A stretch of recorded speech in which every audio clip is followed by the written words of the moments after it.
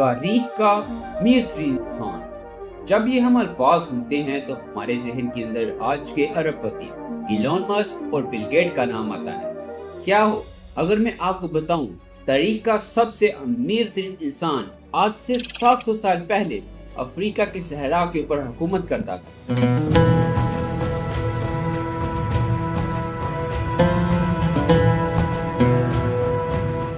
اس کی دولت کا اندازہ لگانا آج بھی ناممکن ہے۔ The richest man in all of اب تک کا سب سے امیر آدمی کون تھا compared to the richest people in history. ایک ایسا بادشاہ جس کی سخاوت نے دنیا کی معیشت کو ہلا کر رکھ دیا۔ یہ ہے سلطنت مالی کے 10ویں مانسا، یعنی بادشاہوں کے بادشاہ مانسا موسا۔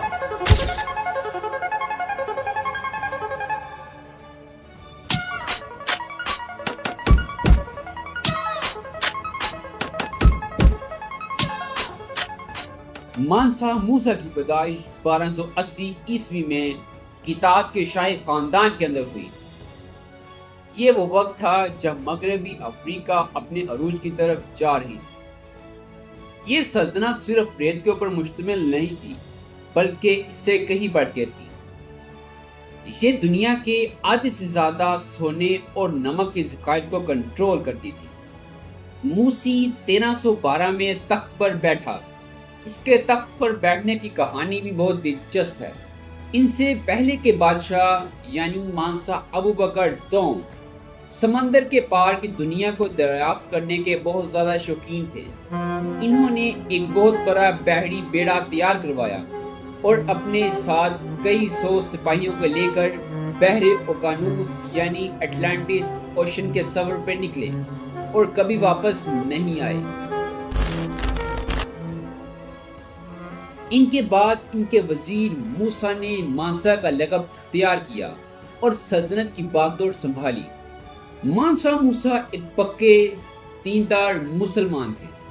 انہوں نے تخت پر بیٹھنے کے 12 سال بعد 1324 کے اندر ایک ایسا فیصلہ کیا جس نے انہیں تاریخ کے اندر امر کر دیا۔ انہوں نے حج پر جانے کا فیصلہ کیا۔ یہ کوئی عام سفر نہیں تھا بلکہ ایک چلتا پھرتا شہر تھا۔ تاریخ بتاتی ہے کہ اس کے اندر 60,000 سے زیادہ کے افراد شامل تھے، جس میں 12,000 غلام شامل تھے، اور ہر ایک نے سونے سے بنی ہوئی خاص لاٹھی اٹھا رکھی تھی۔ اس قافلے میں 80 سے 100 اونٹ ایسے تھے جس کے اوپر سینکڑوں پاؤنڈ سونا لدا ہوا تھا، جس کے اندر سونے کی اینٹیں اور گولڈ ڈسٹ شامل تھے۔ یہ قافلہ جہاں سے گزرتا غریبوں میں تحفے اور طوائف بانٹتا جاتا اور مسجدیں تعمیر کرواتا۔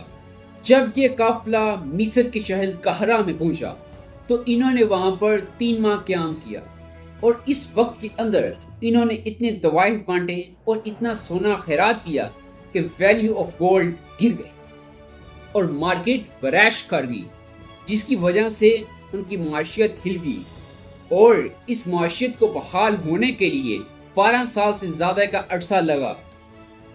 اس ایک سفر نے پوری دنیا کو بتا دیا، خاص طور پہ یورپ اور مشرقی وسطیٰ کو، کہ مغربی افریقہ میں ناقابل بیاں حد تک طاقتور اور امیر مسلم سلطنت آباد ہے۔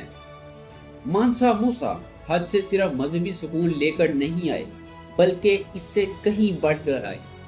یہ دنیا بھر کے بہترین دماغوں کو اپنے ساتھ لے کر آئے، جس میں آرکیٹیکچرز، اسکالرز اور میتھمیٹکس شامل تھے۔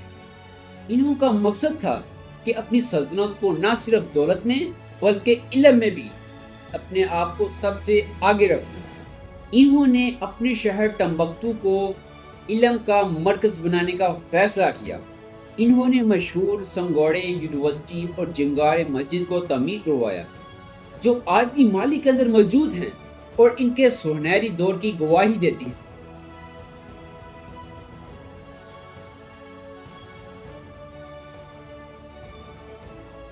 ٹمبکتو علم کا مرکز بن گیا۔ یہاں پر پوری دنیا سے طلباء آ کر علم حاصل کرتے ہیں۔ اس میں اسلامیات، قوانین، ریاضی اور فلکیات پڑھائی جاتی ہیں۔ مانسا موسیٰ نے اپنی دولت کو علم پھیلانے کے لیے استعمال کیا۔ مانسا موسیٰ نے تقریباً 25 سال تک حکومت کی اور اس کی حکومت میں ان کی سلطنت بڑی حد تک پہنچی۔ انہوں نے ٹمبکٹو اور گاؤ جیسے شہر کو مضبوطی کے ساتھ اپنے اندر شامل کر لیا۔ 1337 عیسوی میں مانسا موسیٰ انتقال کر گئے۔